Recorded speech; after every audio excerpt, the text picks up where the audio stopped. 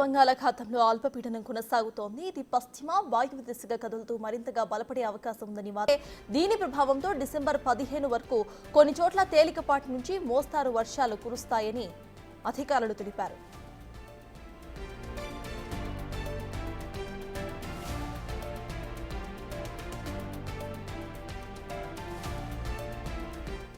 తుఫాన్ సూచనతో రైతులు జాగ్రత్తలు తీసుకోవాలని వాతావరణ శాఖ అధికారులు తెలిపారు. కోతకు సిద్ధంగా ఉన్న వరి పంటను వర్షాలు ముందు కొయ్యవద్దని సూచించారు. పొలాల్లో నిలిచే అదనపు నీటిని బయటకు పోయేలా ఏర్పాట్లు చేసుకోవాలని అధికారులు సూచించారు. ఇక వర్షాలపై ప్రజలు రైతులు అప్రమత్తంగా ఉండాలని సూచించారు వాతావరణ శాఖ అధికారులు.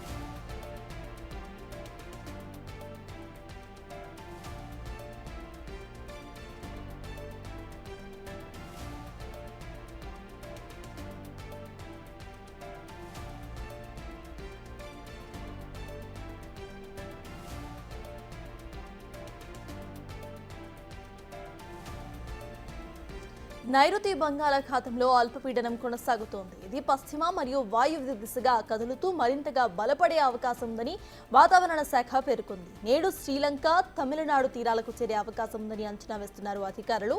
దీని ప్రభావంతో డిసెంబర్ 15వ తారీఖు వరకు కొన్ని చోట్ల తేలికపాటి నుండి మోస్తారు వర్షాలు కురుస్తాయని తెలిపారు.